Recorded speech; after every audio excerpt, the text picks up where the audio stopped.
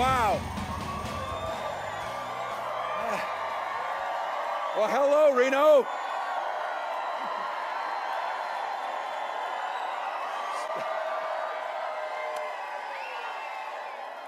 Wow. Well, it's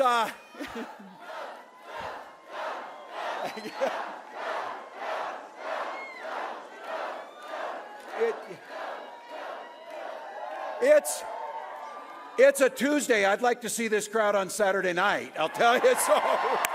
Ready to go. First of all, thanks to Ed Helms. Can we give him another round of applause? That guy's amazing. Look, he could be doing anything else, but he came here because he loves this country, and so I am grateful for that.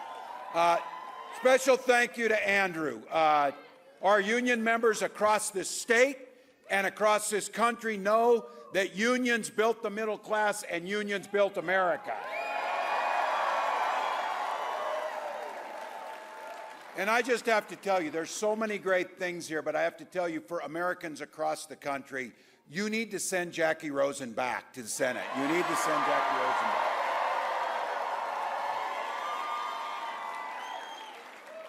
Before we begin, I'm back again, and the reason is because I know so many folks in here, loved ones, neighbors, still contending with the horrific damage from the Davis fire.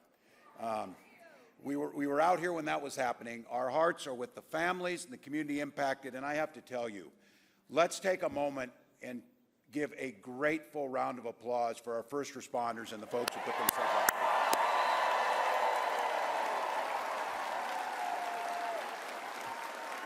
I was up visiting them last month, and just to see the courage, and this is what Americans do at a time like this. We gather together. And look, all of you, truly, so many things you could do. You came early, you got in line, you're waiting. We know why you're here.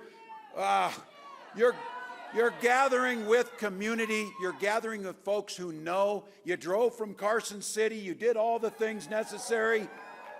You came here for that very simple and beautiful reason. You love America. That's why you're here. So thank you. And I got to say, you probably figured this out about me. I kind of talk the way I see it, and I'm a little bit old school, but I'll have to tell you, like all of you, the deep respect for this country, what we have. Call me old-fashioned, but a president's character and words should matter. They do matter. They do matter.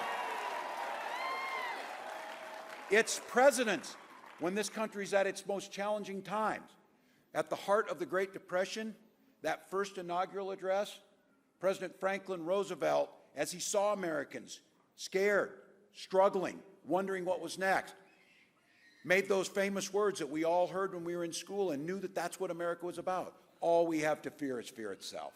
And we bucked up, and folks helped their neighbors.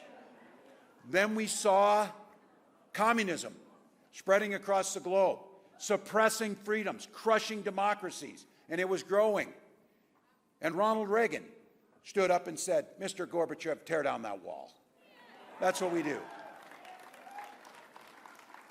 And in the most consequential presidential election of our lifetime, in the only presidential debate between Kamala Harris and Donald Trump stood up and said, "They're eating cats, they're eating dogs." Exactly right. Exactly right. If he were a comedian or something else, that would be one thing. But it's too damn serious to be funny. When he did that, the Republican governor of Ohio was forced to send state law enforcement to escort children to school. And none of it was true. Donald Trump also said, instead of being like Ronald Reagan and standing up to the Russians and their expansion, Donald Trump told the Russians, "Do whatever the hell you want," to one of our allies as they rolled into the Ukraine. And just today, we learned a little bit more about what he said. There's news reporting that Donald Trump has had as many as 7 private phone calls with Vladimir Putin.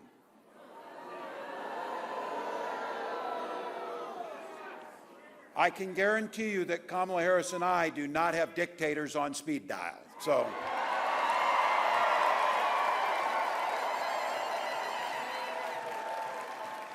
look, it's pretty simple. You get it. Our allies don't trust him. The people who work with him know how dangerous he is. And people like Putin flatter Trump, and Trump looks up to him. Because what we know is they can walk all over him. He's easily played. Flattery will get you everywhere with Donald Trump. Look, his own national security advisor warned us he is easily manipulated by people like Putin. But again, it's probably a pretty simple reason. Donald Trump's looking out for Donald Trump. That's what he does. Now, the one that I have to tell you as a governor, and for many of you here, this one makes my blood boil. When we were struggling because of Donald Trump's incompetency during the COVID pandemic, we were trying to get whatever materials we could, COVID testing, whatever we could get.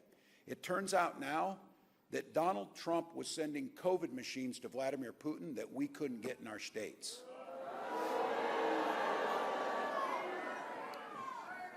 Every day. So, and now, as we watch and our hearts go out, and as governors and as American citizens, we see the heartache, the turmoil, the loss, the trauma that happened after Hurricane Helene and a natural disaster. And we know we work together. You saw it right here during the Davis fire. I watched all of you, many of you. You stopped campaigning and started collecting goods for people who were in the fires. You stopped doing politics and other things to look out for your neighbors.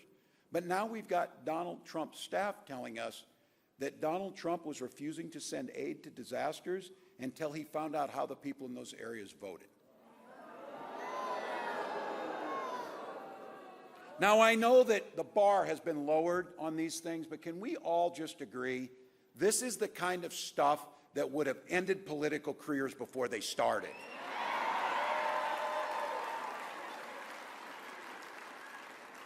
Donald Trump is a risk to our national security and can't get anywhere near the White House.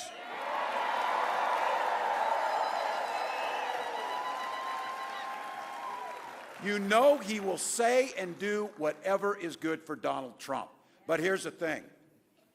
That's not Kamala Harris. And Kamala Harris will stand up to thugs like Vladimir Putin, and she's made it clear. And here's why, and I love this. From her first day as a prosecutor all the way up to being vice president, she walked in the courtroom the first time, and she said she uttered 5 words in that courtroom. Kamala Harris, for the people. Kamala Harris, for the people.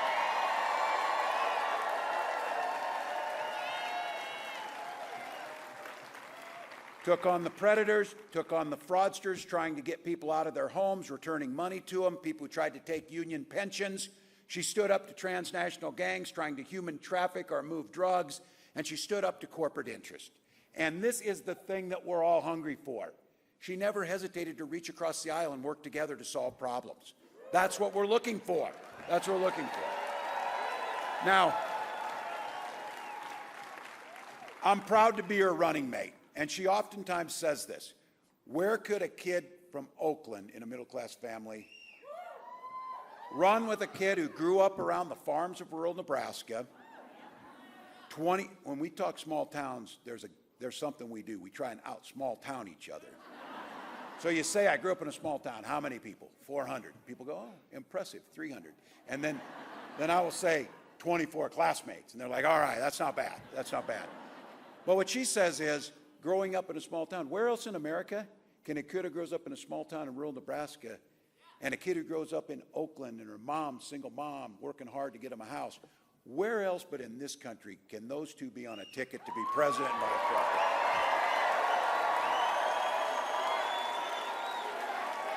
But she...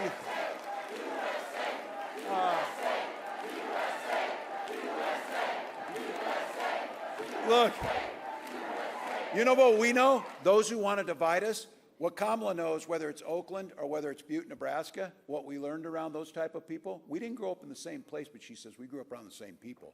People who knew you took care of your neighbors. You looked out for the common good. Those are the values that we grew up with. Those are the things that motivated us to run for public office. The same thing that motivated Kamala Harris to run for those offices that she did. And look, how nice will it be to have those values in the White House of the United States? So. Now you might know it's a group of like-minded folks here, but not everybody thinks the same. There's some folks on the other side got a little bit different track record on how they view these things. And you don't need me here. You know in Nevada the pain you felt under the Trump years. 24,000 jobs lost in this state alone. Now, he may tell a different story, but he's not telling the truth. Because the truth is jobs were lost in this. Right here, Kamala Harris has created 285,000 jobs, and income's up $9,000 on those jobs. Companies have announced over $10 billion in private sector investments in this state through clean energy projects like solar and battery manufacturing, right here. Donald Trump says he wants to roll back the Inflation Reduction Acts. And I think today, $500 million in Senator Vance's Ohio, and he called it like it's chump change or table scraps. Those are thousands of jobs. Those are making America energy independent. Those are bringing down our costs. But you know what? That's not who Donald Trump is interested in. I'll give him this. At least he just point blank said it. He invited his rich buddies down to Mar-a-Lago. They're sitting there, and he's giving a speech, and he said, look at all of you. You're rich as hell, and I'm going to give you a tax cut. He kept his word. He kept his word. And every single year in his budgets, he proposed cutting Social Security. And now, you heard it last week, no matter what he says, trying to tell you now that he's responsible for the Affordable Care Act that protects you. The only reason we still have it was because John McCain stood up and said no.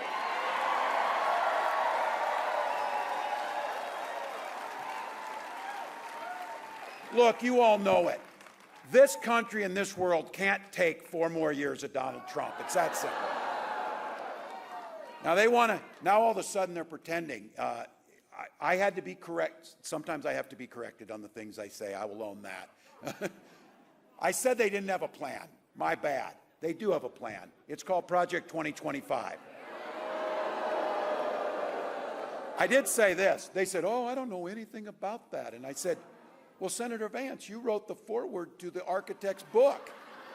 You might know something. If you write, I don't know, I've never written someone's foreword to a book, but I'm assuming if you do that, you remember them. That would just be me. But I do know this, as a football coach, you take the time to draw up a playbook, you're going to run the plays. You're going to run the plays. And those plays are tax cuts for the wealthy, undermining the ACA, gutting the protections that we have on pre-existing conditions. But Kamala Harris gets it, and she gets it because she grew up middle class like so many of us. She understood it.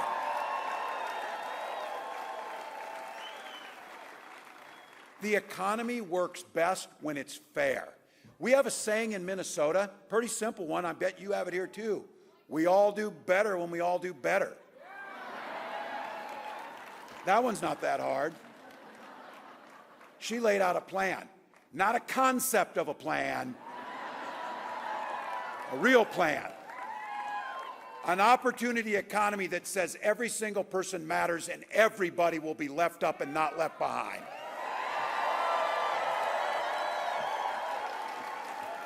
A child tax credit, so in a child's first year of life, that family will have the ability to buy that crib, buy that car seat, make sure that they can tackle skyrocketing costs around child care.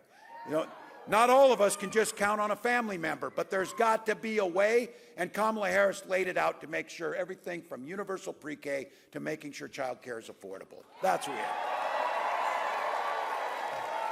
And I don't know, I know you're busy people, you don't have time, but the Vice President was on this morning and laid out a plan for something so many of us know is absolutely critical to give families peace of mind.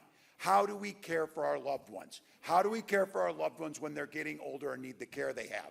And what Kamala Harris proposed was having Medicare for the very first time expand to cover home care and home health care.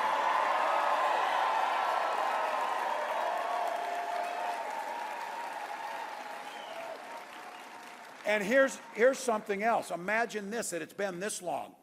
Also to have Medicare, and some of you out there, I'm getting there a little, getting a little short in the hair and a little long in the tooth. Proposing that Medicare, because it's about making us healthy, covers vision and hearing for our seniors.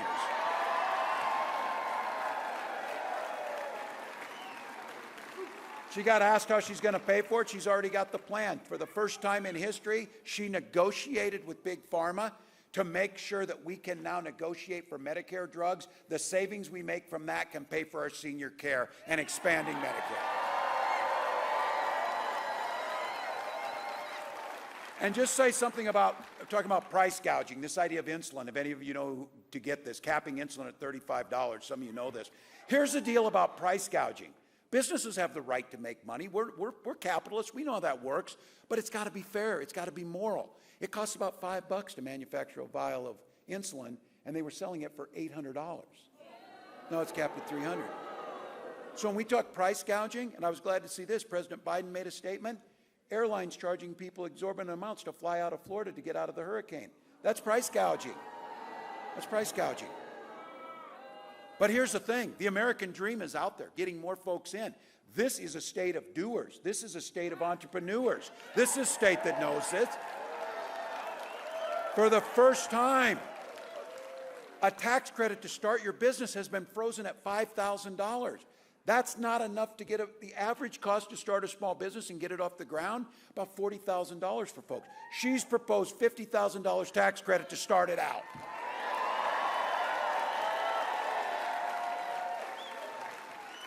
And I know this one for all of you, and you got to hear a little bit of it, and I baffled by some of this. Last week I had a little conversation with Senator Vance, and it was about housing. It was about housing, and the solution is, well, we should just build on federal lands or something. And I said, there's no federal lands around Minneapolis, so what are you going to do? But the point is, the housing issue is real. This is something for many of us, when you bought that first house, that's everything. And it's everything because it's your biggest investment, it's generational wealth, but it's much more than that. It's the safety for your family. It's the place you gather for holidays. It's the place you bring your kids home from the hospital the first time in that house. For these guys, they don't ever want to mention the other side of this. The other side of it is you got folks buying up houses to sell them as commodities, just like they buy stocks and bonds. Prices in this county have increased 50% since 2017. You know it. Big Wall Street firms. I had to look, hedge fund manager and venture capitalists. That's not the jobs most of us do. Those are the facts of the folks buying up. There was a case here, one company buying 260 homes in a single day. That's to make profit. Look, everybody has the right to sell their home, but you have a right to work on a market that works and those moments in your lives that make a difference. That's why Kamala Harris has a plan, build 3 million new homes and have a $25,000 down payment assistance for folks to get started. Young folks out here. Look, you're going to pay it back. And you're going to have that home. And we know this. When people have homes and stability, and they have jobs, and their kids get off to school with food in their belly, everybody does better.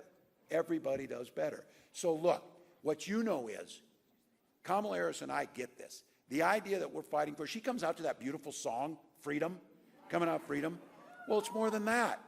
It's the freedom for you to live the life you want to live. That's what it's about. And I know in this room, there's Republicans in this room. And there are.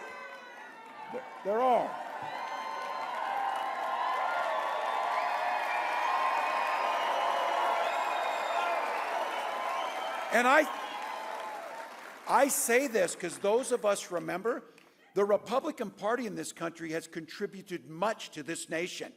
They have been there. Look, we don't always agree on some of this, but I will guarantee you, when the old Republicans talk about freedom, they meant it. They meant it. Now, these guys, Donald Trump, turns out when he's talking about freedom, that government should be free to be in your doctor's office, to be in that school library, or to be pretty obsessed about being in your bedroom. I would argue the party of Ronald Reagan would want government out of all of those things. Now look, Donald Trump is out there telling folks if they return to power, don't worry about your reproductive freedoms. I got it. I got it. He told all the women here, he told you he would be your protector.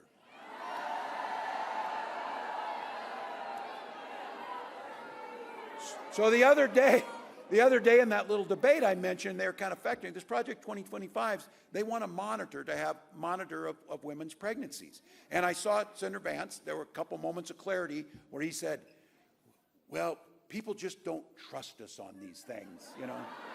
And that's where my wife is really happy. Some of you saw me face on this, I almost blurted out, no, you know, no kidding. No kidding. Look, to Donald Trump and J.D. Vance, women don't trust you.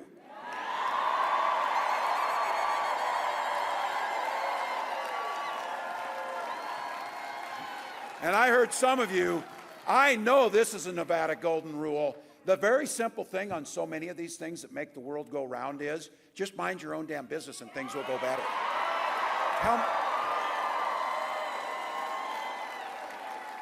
I don't want to speak for the Republicans here, but I got to feel like that's a mantra of the old Republican Party. Just mind your own business on this. And for some of you, it gets very personal. And look, there are women out there that don't want to have, their names are household names now because they nearly died trying to avoid these Trump abortion bans. And for me, and for so many of you out there, they're going another step further, banning things like fertility treatments. Those are our decisions. Those are our decisions to make. Whatever family you want to have, or no family, or whatever that family looks like, that's your decision, not government's decision.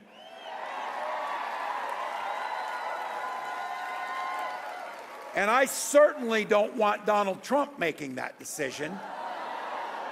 So for Gwen and I, years of infertility treatment. And when we we had access to health care, which all of us need. So if you have health care, you have access to that. Finally, on that day, our daughter was born. Some of you have heard me say this, most powerful in the universe. We named her Hope because we finally had it. She and her brother mean the world to me. And that's what this election is about. It's about freedom. And I want to make that appeal again. The party of Reagan needs to stand on personal freedoms, not with Donald Trump's way of doing things.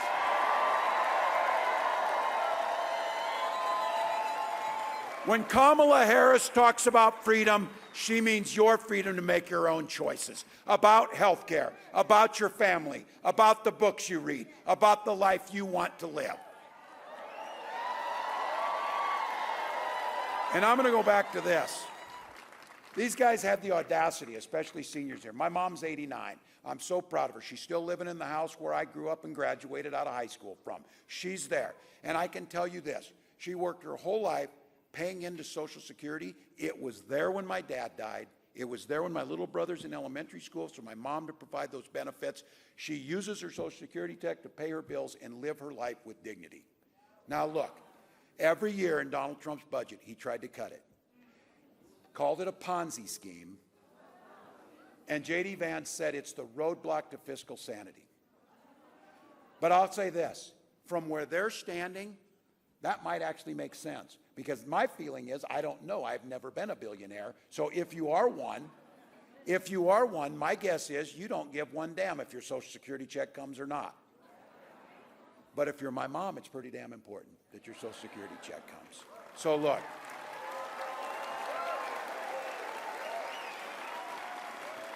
Freedom to make your health care decisions. Freedom to live in dignity in your senior years. Freedom to be there if tragedy strikes you and that there's a safety net there. We oftentimes talk about this. This is a state that you know a little something about pulling yourself up by your bootstraps. You know how to do that. But the thing is, sometimes in life, you don't have any boots. And they're loaned to you by Social Security. They're loaned to you by your neighbors so that you can get back on your feet. Those are the things that freedom means.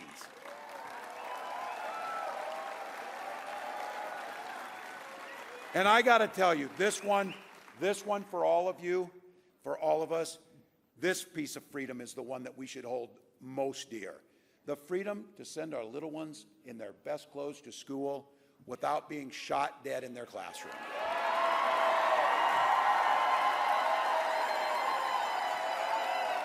Look, there's a whole lot of you out here just like me, veterans, hunters, gun owners. A lot of you, you're here. Look, we understand the Second Amendment. We understand what that is. But we also understand this is not a discussion about the Second Amendment. We can do common sense things to withhold our first responsibility, the protection of our children. So I reject the notion that you can't protect the Second Amendment and protect our children. Other countries do it. Why can't we? Why can't we do it? Donald Trump told us to get over it, and J.D. Vance said it's a fact of life. Kamala Harris was very clear. She's the one who said, it doesn't have to be this way. It doesn't have to be this way. Look, I know I'm preaching to the choir. You get it. But I also want to tell you, our recital's in 28 days, choir. And we need to sing. And when we sing, we get to turn the page on these guys.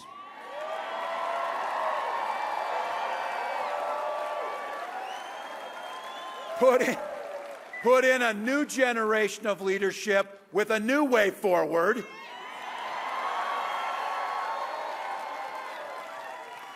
And we, as Americans, get the greatest privilege to self-determine where we're going, not just for the next 4 years, but the next 40 years. Not just for a single state or a single country, but the world is looking for us to bring back the values of America.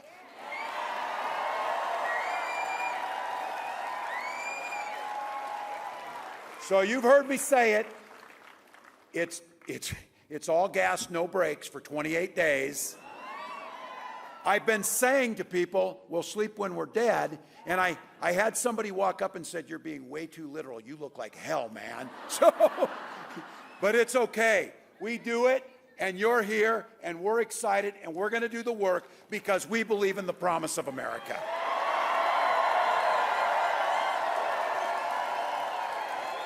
So you know, 28 days, and the Vice President said it. When we fight, we win. When we fight, we win. When we vote, we win. Let's go.